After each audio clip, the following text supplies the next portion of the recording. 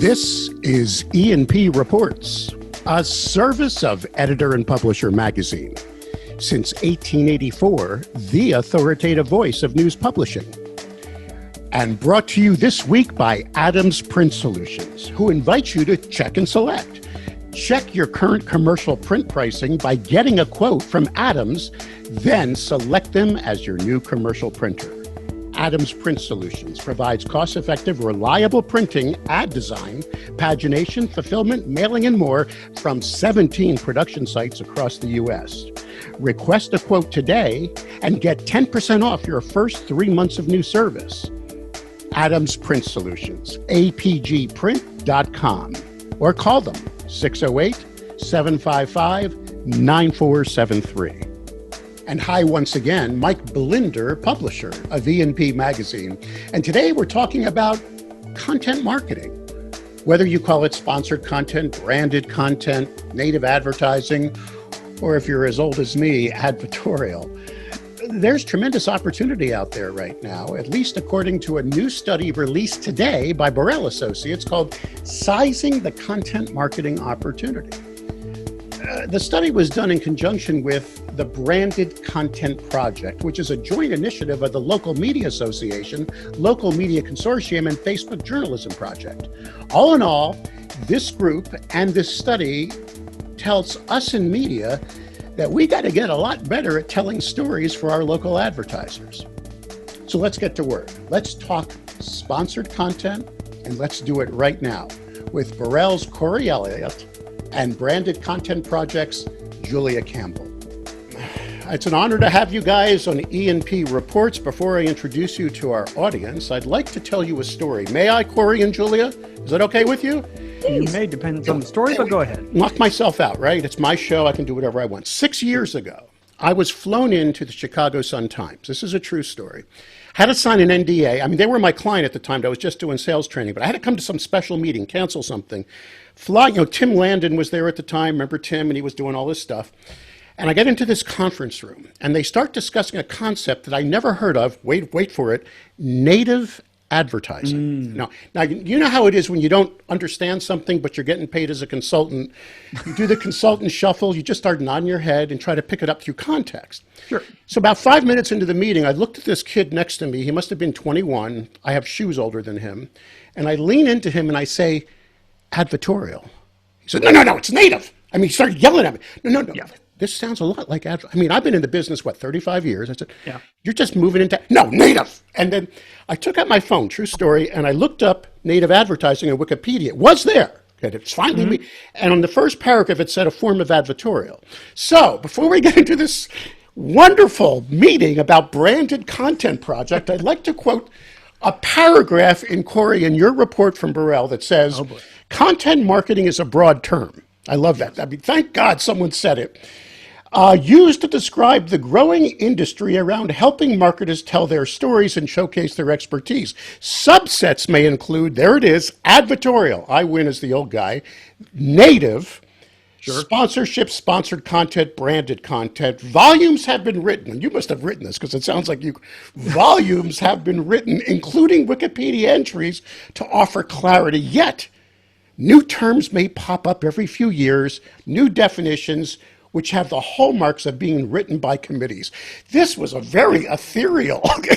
Yeah. Well, that's what happens when you're sequestered and alone in a room for too long. That's what happens. All right. Well, let me introduce this great team. I am honored to have both with us, Corey Elliott, obviously, a senior head guru at Borrell. What is your official title there? I am the Senior Vice President of Local Market Intelligence. Wow, can you fit that on a business card? No, you have to unfold it a little bit. Yeah, I figured. And Julia Campbell, you and I have crossed paths. You're working for the Local Media Association now, right? You're like the head honcho of Branded Content Project, correct?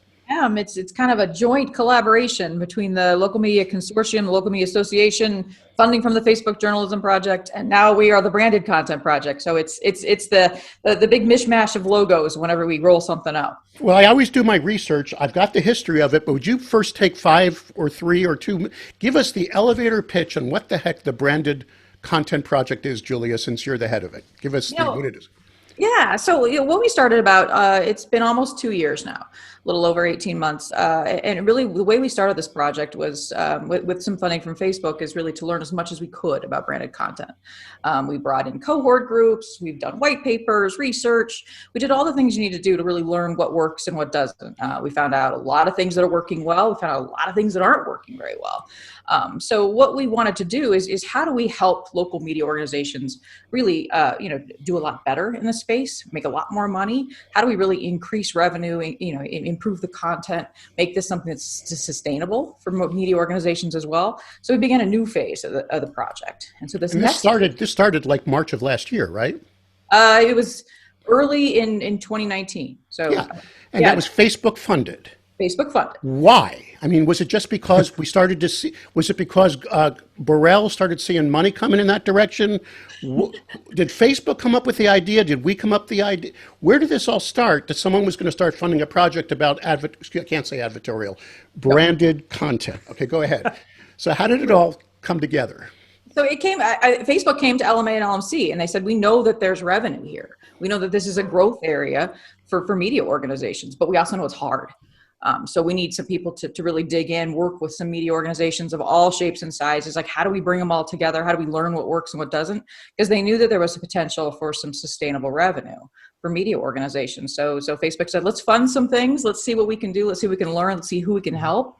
And that's why they funded us again, as they said, I think that this is something we can really create something that's more of a shared services resource. Like, how do we really help them at the street level? So that's what we're doing now. When I chatted with Gordon Borrell 2 podcasts ago, because I know Corey, he's your cohort in crime there at Borrell. For those of you who don't know Borrell Associates, I like to sum it up this way, and then he corrected me, but I was right, Corey. Okay. You guys follow the money, not the audience, compared to people like Scarborough or Nielsen. You're constantly asking thousands and thousands of advertisers questions like, what are you buying and what do you plan to buy? And then from that, you compile a whole mess of metrics and reports and scatter charts, trying to show the industry what's my famous quote from the hockey player, skate to where the puck is going. Who said that? Gretzky. Yeah, Wayne Gretzky. So I said to him, what I think why sponsored content but started to really grow was because of social media. That's why I was asking you how this started, Julia, because we learned over time that just putting your menu on Facebook is not a good use of Facebook, right? Throwing a car up on Instagram. I'm a car dealer. No, you got to tell a story, right? I mean, that's the secret to good marketing. So Corey, I don't know if Gordon said the word branded content. He kept saying storytelling. Is that Go ahead, Corey, take over from here. Yeah, no, that's fine. That's because that's what it's developing into. I think you're exactly right. Back in the day, local businesses, social media is one of the things way 5 years ago, ancient times, right? Yeah. They understood that they could control social media, their social media feeds, and they could talk to their fans, and they could tell little stories. They understood that. They still saw it as advertising in a lot of sense, but they understood that they could control it. And I think what has really happened is not only were they developing that and understanding they could tell a story, but then you had this thing called COVID. Happened. I don't know if you've heard about it. It happened sometime this year. We have a rule at E&P during a live interview. If you say the words new normal, you must take a swig of alcohol, okay? You're not allowed to say new normal. Oh, damn. If I want to take alcohol, can I just say new normal? There you go. Every time. Okay. We don't know what's in the coffee. Okay. Go ahead. Irish coffee. So COVID came along. Yeah, COVID came along. And no, it's not a new normal, but everything, as you guys know, back in March and April, shut down. But local businesses still had to communicate. Now they've already tuned themselves. They already got used to communicating via social media, but now they had more of a story to tell. Are they safe? What are they putting in place? How are people eating? How are people shopping? All of this, they started to understand the importance, and they started communicating more and more with their current client base, and that's what they were focusing on. And then think, or what they've told us, is they understood the power of that, wow, people will come to us and learn and want to know our story and want to know how we help the community or how we're safe and all of this. I think I'm probably jumping ahead, but one of the things they want to look for now, and they've told us, this isn't me making it up, they said now when COVID goes away, or when it dies down, or when we have a new thing that sounds like normal but isn't normal, I'm trying to get around that phrase, that they want to take this same thing they learned was effective with current customers and find new customers. But for them, that's tricky. They don't know exactly how to do that. So in other words, just like I've said maybe 50 times on everything that we're doing, especially as we do these podcasts, is a crisis accelerates change. Yes. This was a trend that businesses realize now effective advertising is creating a story. And the first thing that accelerated that was social media. I mean, let's all face it, that businesses love Facebook because it was free, right? I can put up a page, don't have, and I don't have to pay that web designer, all that stuff. And then they realized they had to create stories for it. Then comes COVID, and now they're realizing the necessity to tell a story, and that's here to stay, according to Borrell Associates. Am I correct? That's a trend we got to live with now. Yeah, we have to live with. All right. So like, I don't dare want to hear a local business's story. I mean, I think it is. I mean, we've had a lot more time. You guys know this. The time we've engaged online has gone up this year, incredibly. It's just we're all over. We're consuming more and more data, and we're seeing the shift over to understanding, wow, I wonder what that local business down the street is all about. Who owns it? Is it family owned? Who, what do they do?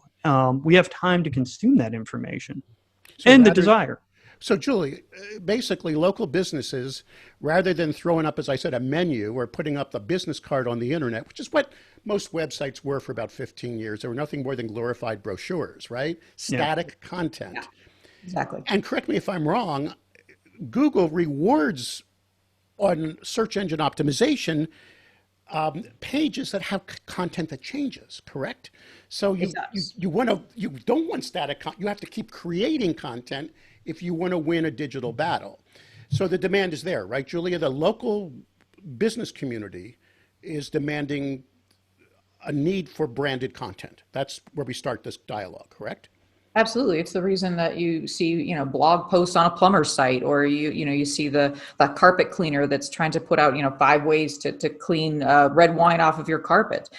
They've known this for a little while. And so they've been trying to struggle to try to find ways to create that content, knowing that helps them in Google, but also knowing it just helps their customers. It helps them understand a little bit about why they would pick that business or why they should choose your services. But what we're also realizing is building that content and putting it on your own website and then having it stay there, maybe not as effective. So that's why we start seeing the push to social media. But again, that's a beast, like creating content constantly. If you're the local plumber, that's not easy to do. So that's where we're seeing a lot of growth is they need help with the content creation, but they also need help with the distribution, because just pushing something on your own website isn't going to go very far. So how do we talk to folks outside of your normal circles that are already visiting your website? So that's really where there's some really interesting opportunities for local media to really help.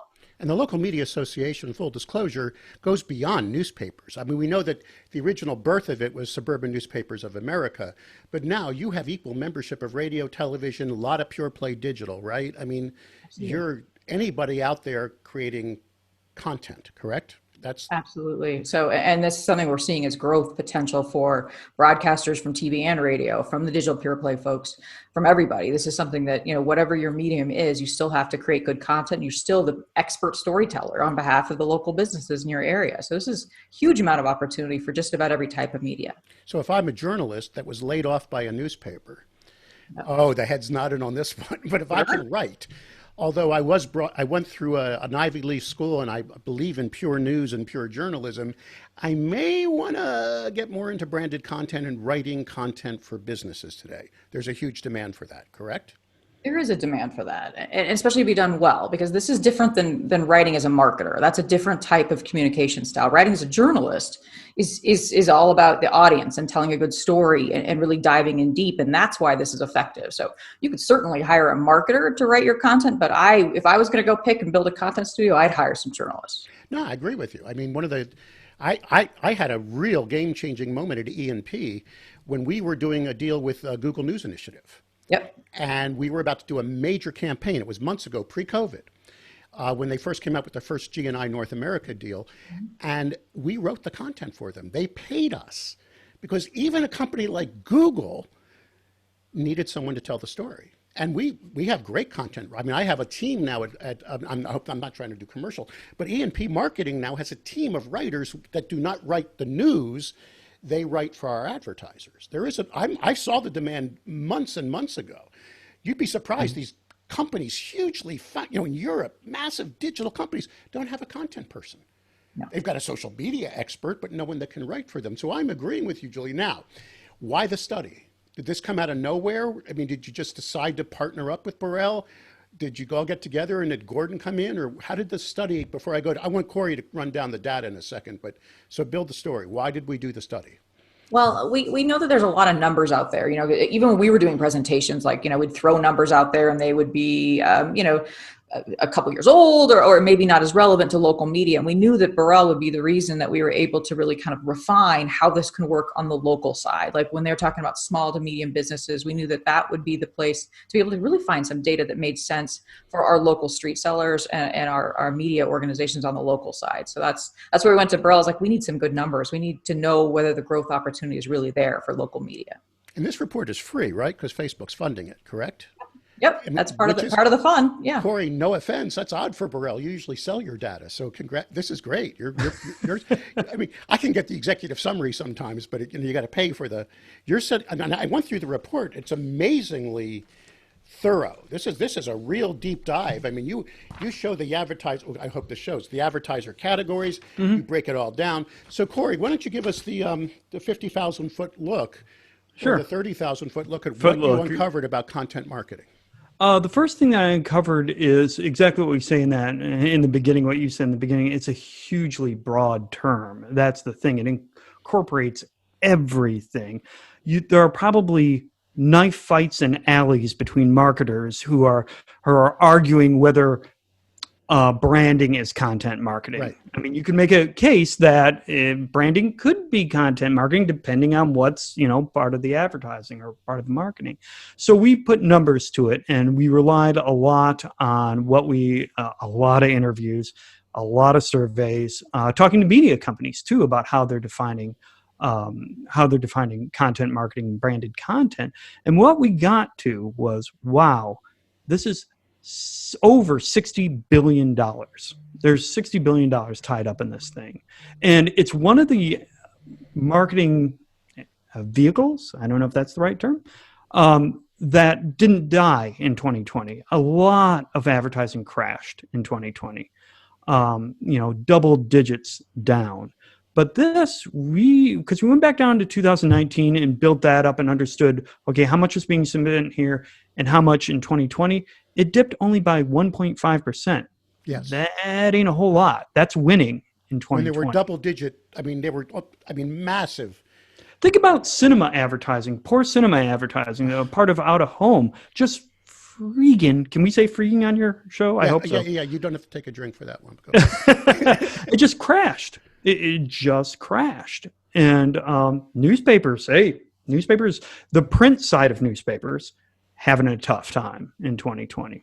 Well, especially the alternatives where most of their content was hospitality and, driven, and distribution was the same places that are closed down. So that's a free weekly in print. You could go on and on, but but print did take a hard hit, especially since a lot of the insert advertisers slowed down as well. Yeah, it did. It took a mighty big hit. Now it's going to crawl back up in 2021. But content marketing, like I said, here's another thing you should have people take a drink on is paradigm shift. I hate that, but it is a big shift, especially in the local marketer's mind. And what we found in our surveys is that local marketers are very excited about it. We say in the report that at least 46% of local businesses partake in some kind of content marketing. Here's the catch to that number. Gordon and I argued a lot about that number because we wanted a big number. But 46% at least. There are other people out there, other local businesses who don't understand the definition, don't quite get what content marketing is, but they're doing it. Once you start to dig in and say, okay, what are you doing? And they say, well, we're letting people know this, that, and the other thing. You can see that they're telling a story. Once you add those people in who are doing content marketing but don't realize they're doing content marketing, it goes up to about 70%. Right. So again, it's the person that realized I got to do more than put my menu on social media. I've got to connect. And like I said, the next and the next evolution is, because you guys are right, you're talking about social media is, if I'm advertising in social media, I'm advertising in a bubble, right? I'm talking to my own people, my own fans. Thank you for saying that, because advertisers think it's a great loyalty tool, but it's not, unless it's getting shared, right? You're just talking to your same, it's an echo chamber. Right. But yeah, exactly. But the smart guys out there, the local advertisers are starting to understand this. I've been saying just a couple of years ago, they understood that they were very excited to get a bunch of likes on their social media post. And they would flash that in the face of local media reps and go, why can't you guys do this? Look at all the likes I'm getting. 2 years go by and they realize that, oh man, the likes don't add up to the cash register ringing. They started to understand that and like, oh man, I thought this was it. I thought this was a silver bullet. And so they're realizing that. Some of them are realizing that, no, it isn't just social media. I'm talking in a vacuum. I got to get my story out there wider. Okay, Julia, the top list, to me, is a no-brainer. I mean, the top list of advertiser categories, because Corey just set it up. There's a lot of business categories that, I mean, would you invest right now, Corey, in commercial real estate, airlines? I mean, I could go on and on. Yeah, I mean, as you said, movies. My huge movie theater here is turning into a where you go, kids go play games. Chuck E. Cheese or something? Yeah, whatever. Yeah, that's it. Right. Butted and Buster or something. Dave and Buster's. There you go. Now, Julia, so when I see healthcare, I see insurance, I see medical, I see colleges, universities, financial services, real estate, aren't those also the COVID-proof businesses that still have pent-up demand for their services? I mean, what you're saying, see, this is why I love what's going on right now. We already know these businesses are craving business. People want to buy a house, even in a COVID world, right? They still need to see a dentist or get their teeth whitened or go see a chiropractor. So you're just verifying, at least in my opinion, when I go through your report, these are great categories to go after, not necessarily ones newspapers rocked in for the last 30 years, right? We were mostly retail inserts and that. Correct, Julia? Correct. And it's, if you look at the categories of businesses that are on that report, it's people who have something that's difficult to explain, or they're, maybe a longer cycle on the buying purchase. So people need more information about that product. So, healthcare, financial, even automotive, you start to see those types of categories. It makes sense, right? They have a lot more information they need to explain before you're going to feel comfortable using them as a service or a business. So those are perfect categories for branded content. Content marketing is just somebody who has a longer story to tell, who has more information to share. Is all about education, information, and engagement. Now, Corey, one of the things that Gordon said in my last podcast with him is he said we should be going into industrial parks. Do you agree with that? I mean, there's business we would never have thought of going after in local markets, these huge businesses that don't necessarily need to advertise locally, but need content created. Sure. They need that. That is a huge opportunity. Is it the easiest one? I don't know. Can you write content for a semiconductor plant in your local area? Maybe, but I mean there are other ones there. It isn't just. I want to not correct you, but I want to bring out something too, that it isn't necessarily just COVID proof businesses that they're opportunity. One of the top ones that we found out on the list that had to close down because of COVID were museums. Yeah. Yet they had plenty of ability and content to get their word out and educate people. We saw, the Virginia Museum of Fine Arts held cocktail hours with curators. And so people would come to Zoom meetings and talk and get people excited about, whatever is going on or what would have been the exhibition at the art museum. So it is a lot about education. That's another thing. If there's something that you can educate others about, that's a great opportunity for content marketing as well. All right, Julia, so who's best positioned for this? Newspapers tend to have more content generators than a radio station, correct?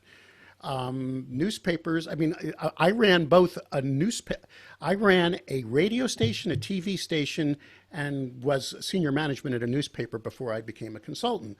My news team at the TV station did one story a day. It wasn't about massive content creation. It was sending the shooter out with the reporter, coming back and editing something together. Are you urging your members, Julia, to start adding more content creation people so we can meet this demand? What are you doing? You could. The other thing is to partner with people who are doing this type of thing well, and working with them. This is something where I think you would hit a certain threshold at any media company where it's like, we're making this much money, so now we can add a certain amount of personnel to help facilitate that. But I think until you get there, I would definitely search out people who can maybe help you in this area and maybe are able to do this on a professional level.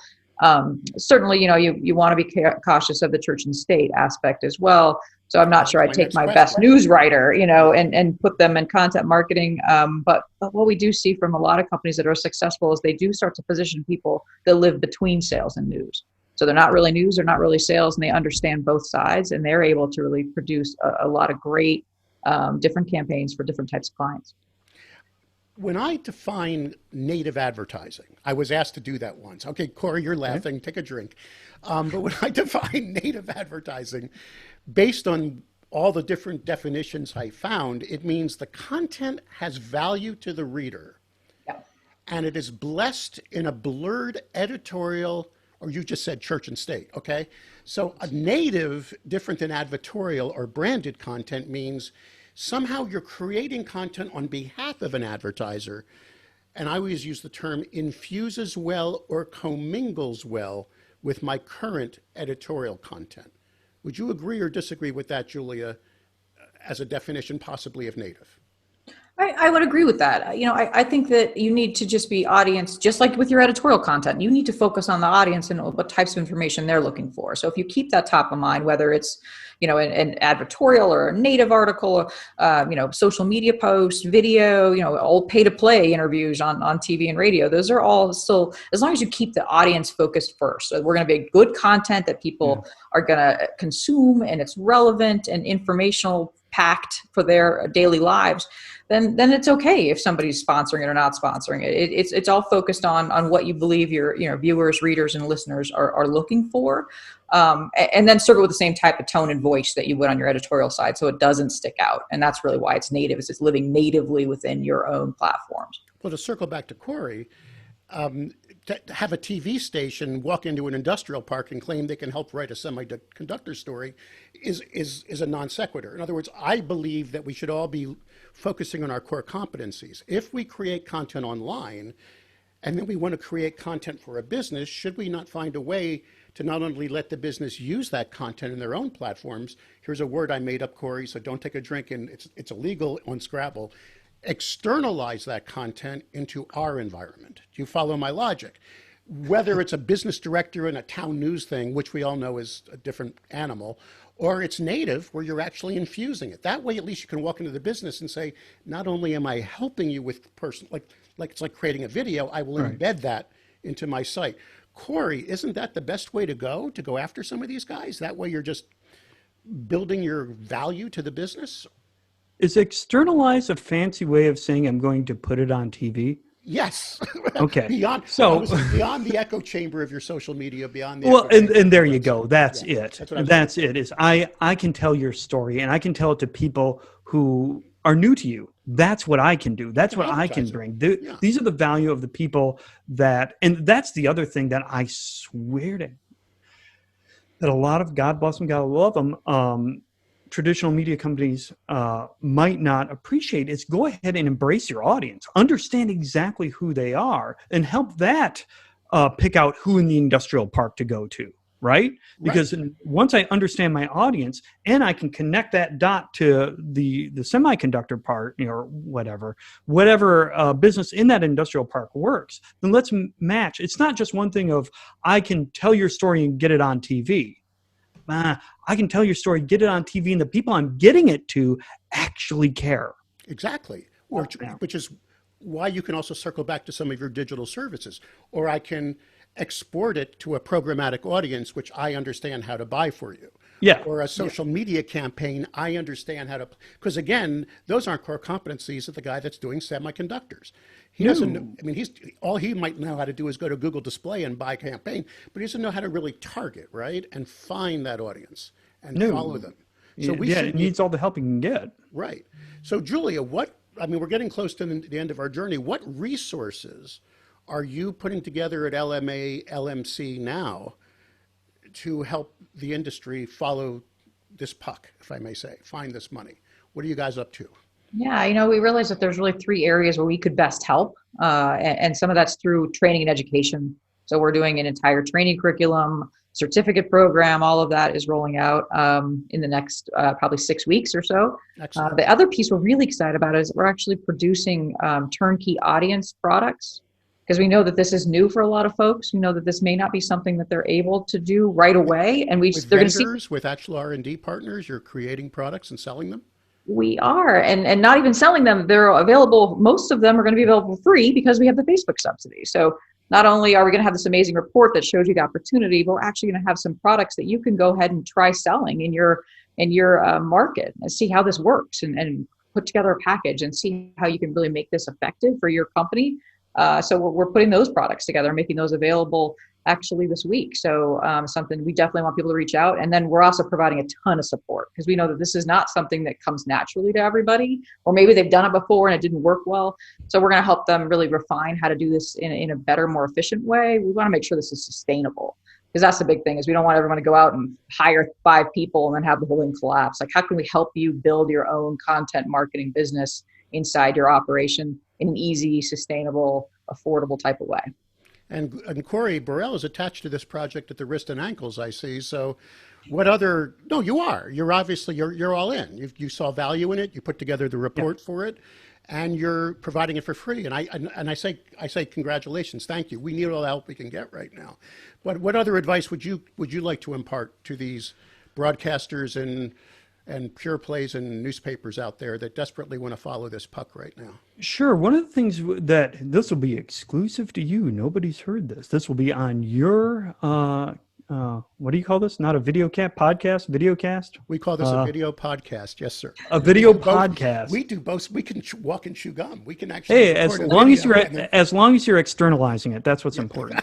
But anyway, one of the things that I was looking through all the open-ended, we just closed up a survey on our S&B panel, and it was about content marketing, and got a lot of numbers from it, but it takes a while to get through the open-ended questions. I was just looking at it over the weekend, and here's the thing: it isn't just content's a huge part of it, but I don't want to say they're scared. They're trepidatious. They don't want to. It's very delicate. They love their customers, and they want to get new customers, and they want to tell their story, but they're scared that people see through advertorials, or people don't like content, or who wants to read all of that, or who wants to watch that whole thing. I want to do it, but I don't know how. I don't know the marketing side of content marketing. I understand there's content, and I get that, and I can help create it, or I can borrow some stuff, but the marketing side of it got me a little freaked out. So anything that can help with that as well. Here's where it plays in the entire marketing continuum will help a local advertiser out quite a bit.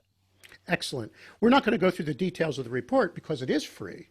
I have every intention of putting a link to it as we release this today. I mean, we're going to send this out, and we're going to let the universe have access to it with links.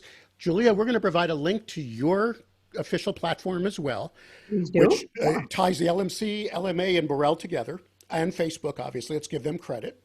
Absolutely. What do you? I have to ask the question because there's a lot of people out there that say, "Don't take Facebook money, don't take Google money. We're out there and we're desperate to get Congress." Could you just give me the Nancy Lane 30-second pitch on that? That this is not in Europe. Okay, I don't want to put words in, but this is not selling out. This is just taking their resource. Correct? No, this is the perfect example of the power that Facebook's really able to really, kind of add to the local media ecosystem. We're working closely with the Facebook journalism side of this. But if you look at this project, isn't it just an example of really what they're able to do and assist with? Because there's no tie that we have to use something on social media or we have to do something on Facebook. This was truly something where they saw opportunity and they said, listen, we want to help people. And so we want to help people through LMA, LMC. So this is a great way to use some Facebook resources because they're not just going to hand you a certain amount of money and then say, okay, well, then it's done. It's like, well, what can we help you build? We want to help you all be sustainable in this area since there is so much opportunity. So Corey, great use of add to Facebook. that? Mike, well, I just think working with Facebook and Google, it's the new normal. Well, we'll leave it on that note. The Branded Content Project. State of the Content Marketing in 2020. Free report, Borrell Associates, in conjunction with Facebook, in conjunction with LMC and LMA. Guys, this has been wonderful. Thank you, by the way, on behalf of my magazine. Thank you for letting us be the first to release this story. We're excited for you. We're going to follow it with you. And I agree with everything you're saying. Let's chase that puck, if I may quote the great Wayne Gretzky. The money's there. Let's go find a way to get it because we can all use it. Everybody stay healthy and wear a mask, okay? Absolutely. Yeah, thanks for having us. Great, thanks.